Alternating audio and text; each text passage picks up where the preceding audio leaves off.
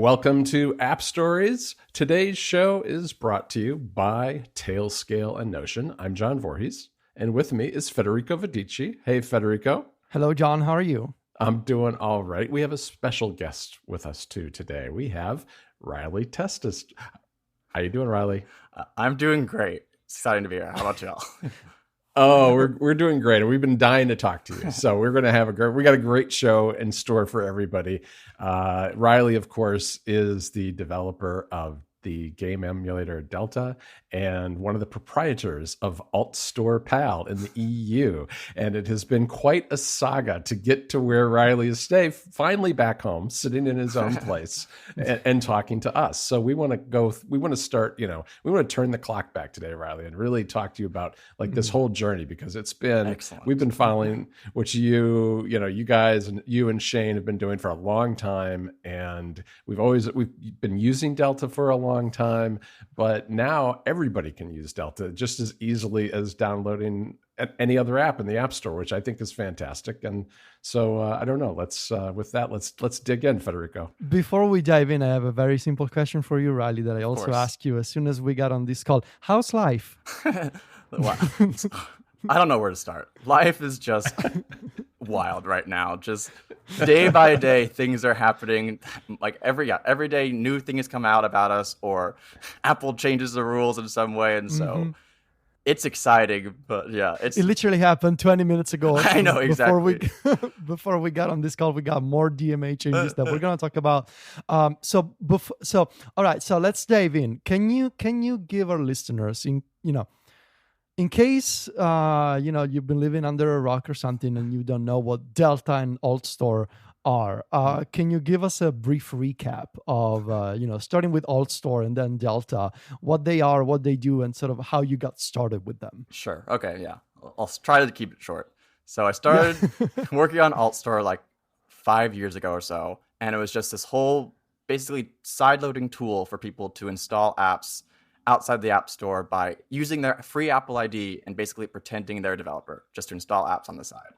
And it was this cool project I wanted to build because I was working on Delta at the time, which was my Nintendo emulator. And so I've been working on emulators for iOS basically for 10 years now. And so I just wanted to find some way to distribute Delta and also so many other types of apps that just haven't been able to exist. And so for the past 5 years, I've been building AltStore with Delta as the primary app in it, and then trying to get more and more apps onto AltStore just to showcase hey, there are some cool apps that could exist in the world that just aren't really existing right now. And then the EU started passing some legislation and basically said, okay, Apple, you must officially allow alternative app stores. And so we decided to say, okay, let's turn our side-loading tool AltStore into a full legitimate app marketplace in Apple's parlance. And so then the past few months has been building an actual third-party app store for EU users to distribute Delta and a bunch of other apps you can't get in the App Store. That is that is quite the saga. I mean, I remember I remember installing obviously the first versions of AltStore years ago. The original version that I think it's still obviously available for people who want to sideload outside the EU. Originally, it involved, and I think it still does. It involved the Apple Mail based. We got rid of that finally. We found another workaround. You got rid of that, so it was always based on workarounds, and now obviously you have the official EU version. Yes. Let me ask you, when you got started with AltStore years ago, did you imagine that this day would ever come? I imagined that AltStore could be a real thing. I never imagined that Delta would ever be in the App Store or have this wide distribution. That was completely just caught us off guard. But I mean, in the best ways, no complaints. This episode of App Stories is brought to you by Tailscale.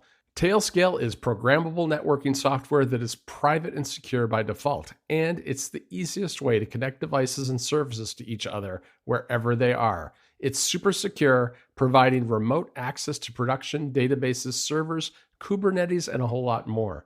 And it's fast, like super fast. I can vouch for this because I use it all the time to move documents and other files between all sorts of platforms, whether it's the Mac, iOS, iPad OS, Windows, Linux, you name it. Plus, Tailscale grants privacy to everyone and every organization. It's an intuitive, programmable way to manage private networks, including zero trust network access that every organization can use. With Tailscale, you can save time with a trusted and proven networking solution that just works. Authenticate without authentication using Tailscale app connectors. And you can code from your iPad with Tailscale and the VS Code server. Try Tailscale out for free for up to 100 devices and 3 users for free by going to tailscale.com/appstories. There's no credit card required to sign up. Again, that URL is tailscale.com/appstories to try Tailscale for free for up to 100 devices and 3 users with no credit card required. Our thanks to Tailscale for their support of the show. Delta, it goes back to your original fork version of like the GBA emulator, GBA for iOS. Yes. Can you tell us a little more about that? So like that is the precursor to Delta. That's really what started like this whole thing was, So just basically one day in high school, I think it was like my junior year, I just came across an open source project on GitHub for a jailbroken Game Boy Advance emulator, GPS phone. But I was like, oh, wait a minute. This is the complete code. Maybe I can download it and like tweak it a bit so it could still install on my personal device without jailbreaking. And so I did that and like spent like a couple months hacking away at it. And then I put it on my phone, my brother's phone, and like all my friends' phones. And then we just started playing Pokemon like in school, like, in all our free time. Yeah, of course. And then I was like, oh, this is pretty fun. I'll put this up on GitHub for anyone else to install. And maybe there'll be some interest. And then just long story short, yes, there was a lot of interest in this kind of thing. And then we found a way to acquire like an enterprise certificate, which is the things that companies use like to distribute apps to their own employees internally. And so we basically found an enterprise certificate and said, hey, let's try to distribute GBA for iOS with an enterprise certificate, which meant anyone could just go to our website and download it. And then once we did that, it really took off because then people could just I remember that worked for a while, and then Apple got wise to the enterprise certificate loophole, right? Yeah, exactly. Yeah, they got wise to that, and then amazingly there was a second bug that. So yes, they shut down like our first enterprise certificate we used, and then there was a bug in iOS that meant that if you set your date back by a day, the checks for enterprise certificates just didn't run. So you could install GBA for iOS even though the enterprise certificate was revoked if you just set your date back by like a day. And so that's what people started doing. They just went to our website, set their date back a day, installed the app, and it worked fine. And that honestly lasted for a while. And that's what honestly let GBA become so big, that was easy enough for people to do that Apple couldn't patch like in an instant. Wow. So I want to talk a little bit about the DMA, fast forward, because the DMA was something that was coming for a long time. It's not like the EU just suddenly did this in March. It was out there for a while. So obviously you were aware of it, I'm sure, and we're starting to plan for this stuff. What was your sense in those early days when the DMA was being discussed in the EU as to what it might mean for both AltStore and Delta? Because I got to imagine at some point you kind of got a feel for what you might actually be able to do.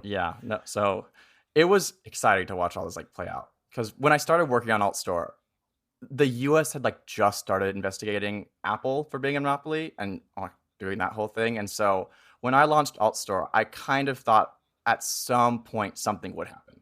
So that was always just on the horizon to me. And then yes, once the EU started actually passing DMA, I was like, oh, okay, here we go. We are actually going to do something. And I was looking through it, but honestly, my first reaction was I was concerned that it would lead kind of to a free-for-all for all third-party app stores, just being a bunch of them taking apps from the App Store. And because I didn't really want that. Because honestly, one thing I learned with AltStore was, yes, there were a lot of hurdles and hoops to jump through to install AltStore. But it also meant that the people using AltStore knew what they were doing. It was kind of a self-selecting process. and which it was kind of nice. It was just a level of security that was basically how motivated are you? And so people that wanted to do it could do it. But then if you're like someone who doesn't know what you're doing with your iPad, there's no way you're going to install AltStore onto your computer and give us your Apple ID and everything. So I actually thought that was a pretty good compromise. And so when I saw the DMA at first, I was worried that it was honestly going too far. I thought they were going to be like, oh, now there's going to be so many alternative app stores. But yeah, then I think Apple responded in a way to curb back, I think, genuinely a lot of the risks that could have come with it. Yeah, that makes sense. And but what about Delta? Because as you mentioned before, you never really thought that would ever be on the App Store. And the thing that's interesting to me about Delta and game emulators is that this isn't strictly a DMA thing, because game emulators are available worldwide, including it's the one nice piece we got here in the US, I guess, from all this fallout. And to me, it seems like this is both a reaction to the DMA, but also to the investigation by the DOJ. Because if you read through what the DOJ's complaint says, it really does seem to point to things like game emulators. Do you have any sense for that?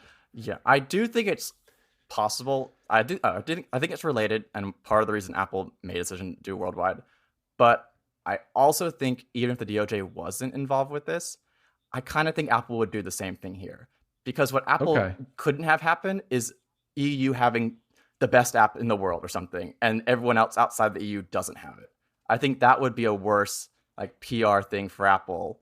So they just had to bite the bullet and be like, okay, fine. We can't have the most popular app be exclusive to the EU, because that would just prove the EU's point too well, that now only cool apps are in the EU. So I think this was mostly just to just not give the EU an easy win. Right. And do you have a sense, Riley, as to what Apple means when they say that emulators are okay for retro consoles? Like, do you think that's intentionally kept vague, sort of to let developers sort of figure out where the boundaries it out on their own? Like, where do you think the line gets drawn? I honestly think they looked at Delta and they were like, what is the most specific carve out we could do that would allow Delta? And they saw, okay, NES through DS. I think that's retro. That's honestly what I would say is that their definition. Now, I think they are keeping it ambiguous so that they could change their mind or with time redefine. But I also do think the JIT argument that Apple's not allowing JIT, I think they are also using that to kind of implicitly limit this retro rule. Right. And I mean, I honestly don't quote unquote blame them, because I get why they would do that. Like, if they're just allowing retro games, why would they open themselves up to JIT security stuff? But I think they should allow at some point. Right. So Delta has been sitting on the top free chart of the US App Store, and I guess other app stores as well, for over a week, and he was just dethroned today.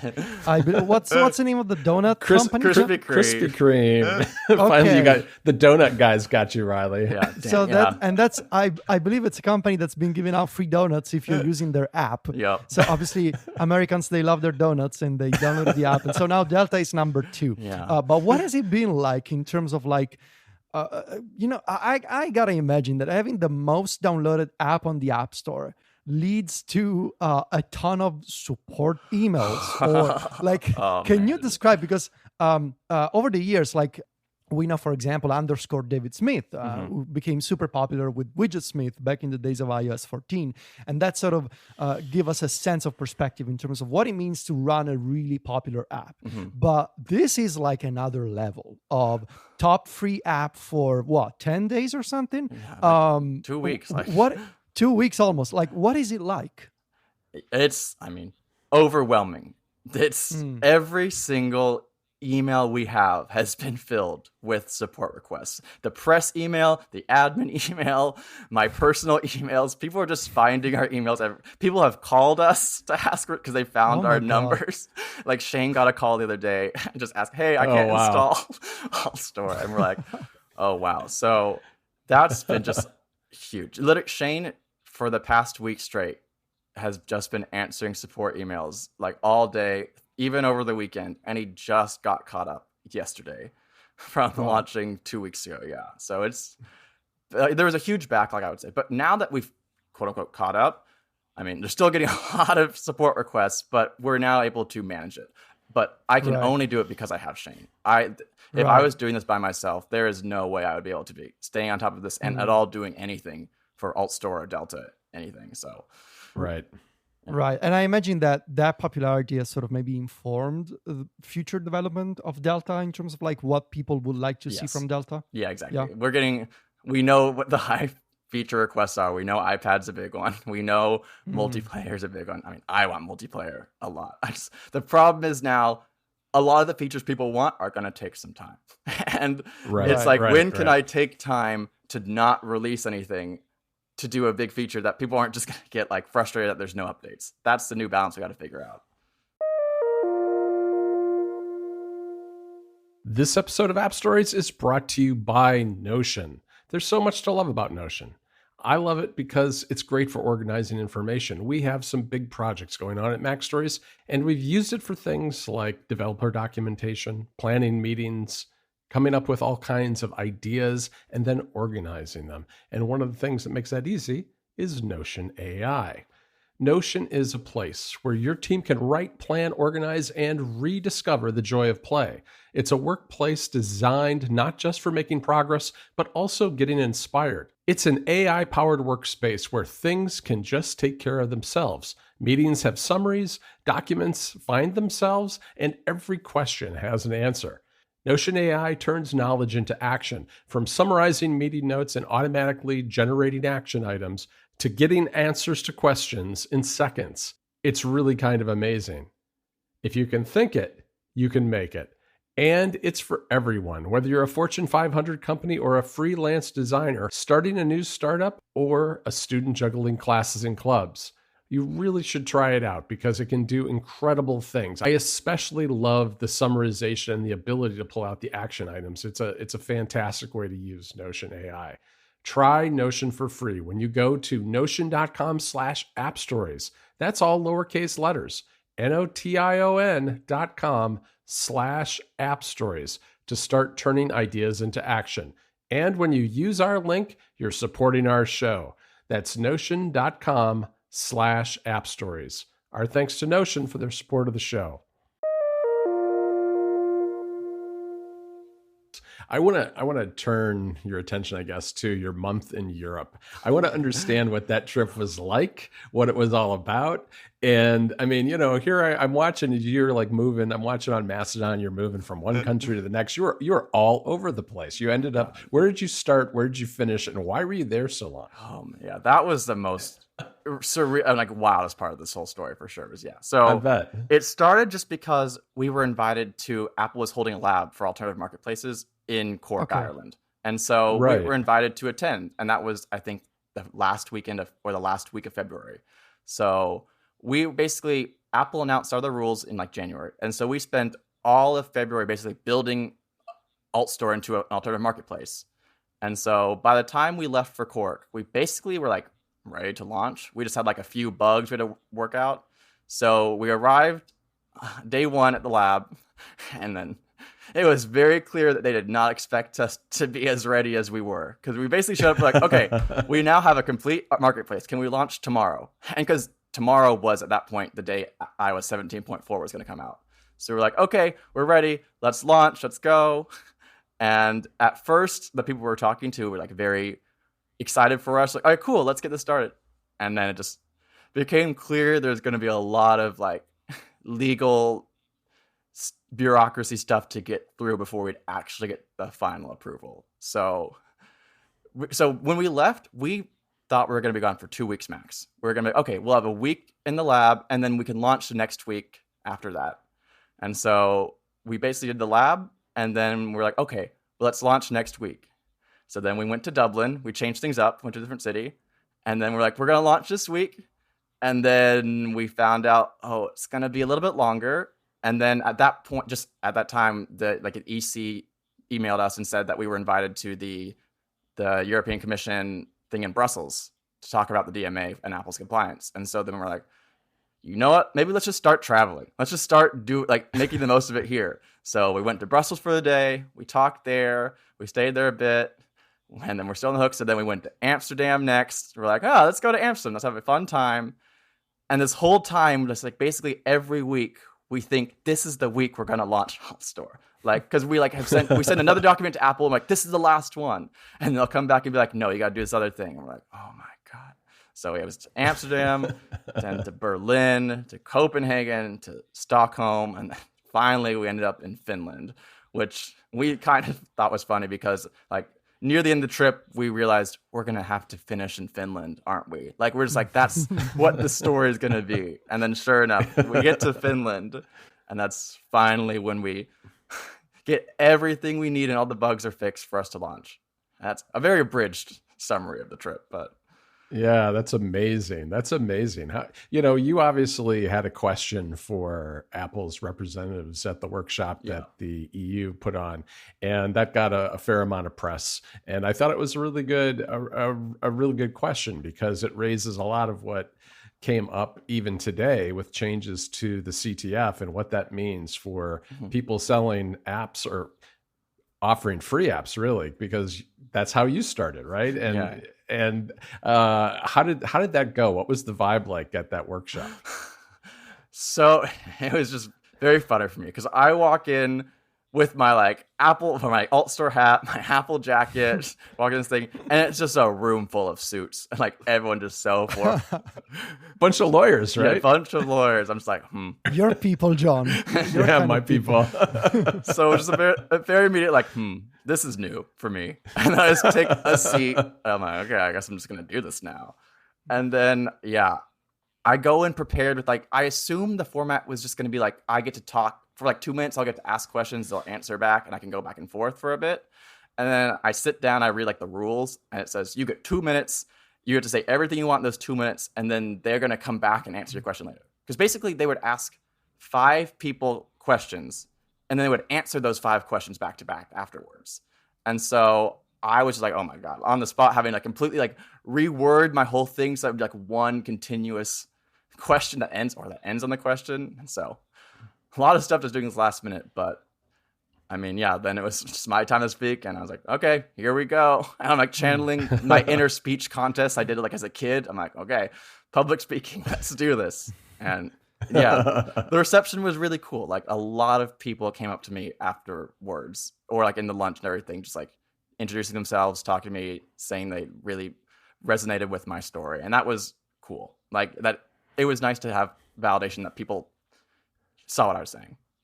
Well, it was good that you were there because I feel like you were really there representing indie developers, and there were no others out there. So that was great to see you there and ask that question, which I know is on the minds of a lot of people. Yeah, exactly. Yeah, and in fact, is part of the changes that were announced earlier today, literally 30 minutes ago. Have you had time to check out the changes that Apple announced? Yes, I mean. We briefly had a chance to read over it. I just ran here to tell Shane, they changed the core technology fee. Let's look at the rules. And from quickly reading over it, I think this is phenomenal. This is great. This, I do think, really just get rid of a lot of fear that indie developers would have about putting an app for free using these new terms. And so my initial glance at this is great news. This is honestly exactly what I wanted Apple to do, something like this. And we'll see if there's any more conditions that I'm not aware of in the future. But the core technology fee by far was the biggest thing concerning developers who want to distribute with AltStore. And so this is a huge step because, we want indie apps on AltStore. That's the main thing we want. So this is perfect. Right. Speaking of apps on AltStore, I want to talk briefly about Clip. Excellent. Your clipboard manager that I'm absolutely loving. I put it on my home screen. It's one of those things that I've been waiting for forever, a clipboard manager on my phone. And it's changing in the 2 weeks or something that I've had it. It has already changed how I use my phone. Hell yeah. What's the response been like to Clip? More muted. More people are talking about Delta for sure. I mean, obviously. But the people that are using Clip, no, they kind of similar to you. They're like, oh, this is just a really useful thing that my phone can do now that just wasn't possible before. And that's what I think. Well, that is what I wanted it to be. Was the whole point was, okay, we can have Delta. It's kind of obvious, but then there's just a stupid little clipboard manager just on the side, just that should exist, that exists on the Mac, and everyone's just like, this is cool. And then we just released a beta version of Clip yesterday. Yeah. And then it has the custom keyboard, and people are like, oh, this is really cool and convenient. And so I don't know. I can confirm. It's very convenient. Yeah, and so- and it has to be, I think, one of the best custom keyboards that I've tried, because one of the things that I think it does so well, and it sounds maybe obvious, but so when you open the custom keyboard for Clip, you see your clippings, and when you select one, it gets pasted immediately into a text field. But it's not just that. As soon as you hit paste, the custom keyboard goes away automatically and returns you to the previously selected keyboard, which maybe sounds like an obvious behavior, but it's not an obvious behavior. That was, I put that specifically in because, I was using it myself. And I was like, wait, there's a gap here in functionality. If I'm pasting, obviously I want to go back to the key I wanted before. And so, I'm glad you appreciated that because, that's a nice little touch I added. I actually don't even know that's allowed in Apple's rules in the App Store. Like, I don't know if you're allowed to I'm not change sure. the keyboard. Yeah, because I've never seen it in any other app, so maybe it's not. So, just one of those small things.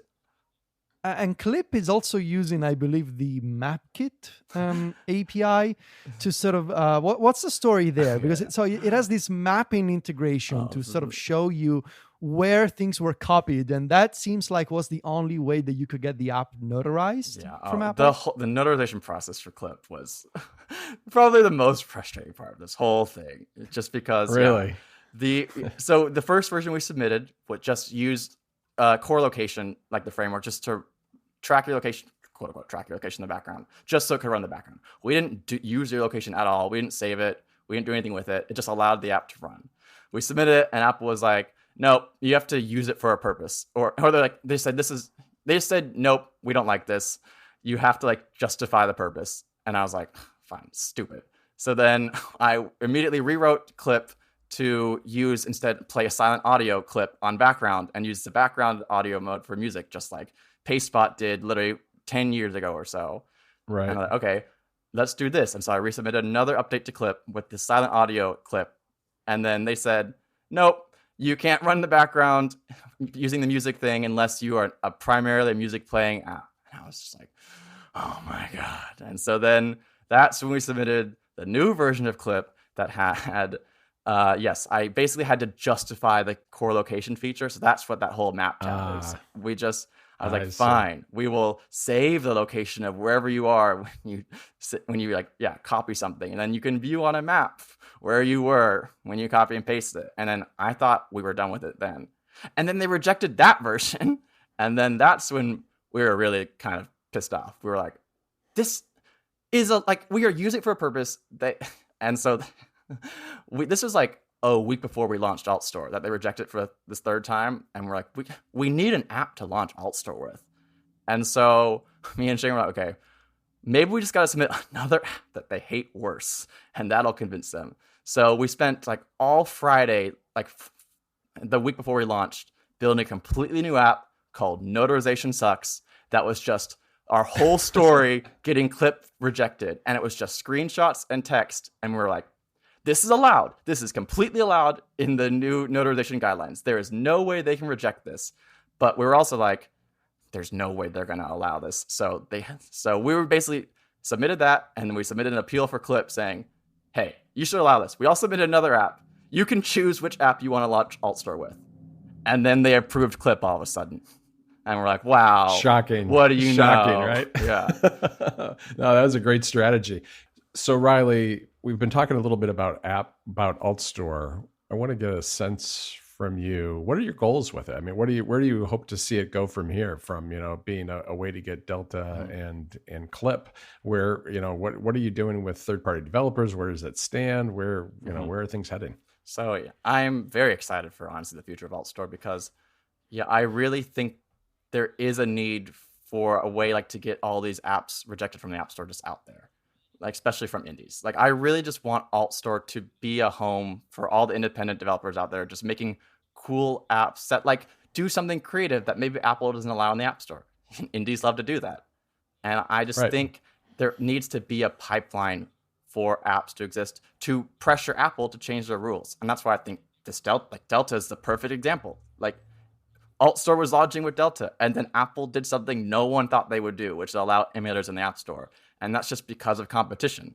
And so I think AltStore needs to exist to pressure Apple in other ways, and get other apps in the App Store. Because there are just so many apps that are that are rejected or just never built in the first place because they're just they don't want to risk it and just spending too much time building something just to have it rejected in the end. And that's just really sad for I think the development community, that there's just cool ideas that people are thinking of that just literally aren't even being tried anymore. But before we wrap up, Riley, anything you want to share for things that are going to happen in the short term, like things we're going to see from you and Shane in the near future? I mean, obviously, I know you mentioned you have a long list of things to get to for Delta, but like, what can we expect over the next few weeks? The next few weeks, we're working on iPad Delta. And then our other main priorities, Nice. We're getting other apps in AltStore. We've had a lot of people reach out that want to get their apps on there. We're basically just like making sure our backend is supporting everything and able to grow at scale. But that should happen within the next few weeks, and we'll start to see more and more apps come on there. And then we have some just fun things we want to like have some beta apps on AltStore just to show off like some cool proof of concept ideas. And just a lot of exciting features for Delta that we do have planned. Nice. Don't want to spoil too much. Actually, one last question. Yeah. What's your favorite game to play in Delta? A good one. Right now, I'm playing a lot of Heart Gold. I love the Pokemon games, and this was when I stopped playing Heart Gold, or stopped playing like games in general. Was I kind of just got Heart Gold, and around that time, I just started getting busy with life and didn't play as much. So I never really got to like the first gym. Nice. So now I'm finally get to play it for real all these years later, and I'm like, wow, this is a really good game after all. This is like the best Pokemon game. But I mean, I'm also playing Pokemon Emerald on the side because is my favorite game of all time, and is the reason I did all this in the first place. That's a very good answer. So. Thank you, and congrats again. Obviously, nice. I mean, what a story and what an achievement for Delta. Congratulations. It's so nice to see your app on the App Store. We've been using it for years now, and it's so neat to see, everybody who told us, we hear you that this is a great app, but it's just too much work. Yeah. And now it's not work, which is great. It's amazing. It's the most surreal thing that's I think ever happened to me. Just seeing it in the App Store, and not even just being at the top, just in the App Store is just like so bizarre to me after this whole journey of like, wow, sure, anyone can just get it. It's pretty cool. So things are great right now, but also it's good to be home. So good to be home. I bet. Well, congratulations again, Riley. Thanks for joining us. Awesome. Thank you so much. This is great. All right, Federico, that's it for this week's episode of App Stories. Thanks again to Riley for joining us. It's a great conversation. It's always fun to talk to Riley. Federico and I only just met him for the very first time last WWDC in 2023. And we're looking forward. I think he might be there again this year. So we're hoping. I believe while waiting in line for the talk show to start, I think. Yeah. It was, right. I remember it was like on these steps into the hall, and you and I bumped into him, and it was really cool because we have corresponded for a lot of years and been using Delta for a long time. But in any event, that's it for this week's episode. I want to thank our two sponsors again, Tailscale and Notion. We'll be back with another episode next week. In the meantime, you can find us on MacStories.net. We're also on Mastodon. Just go to vitici.macstories.net and johnvorhees.macstories.net to follow us there. And we're on Threads and Instagram. Federico is at Vitici. That's VITICCI. And I'm at John Voorhees. JOHNVOORHWS. Talk to you next week, Federico. Ciao, John.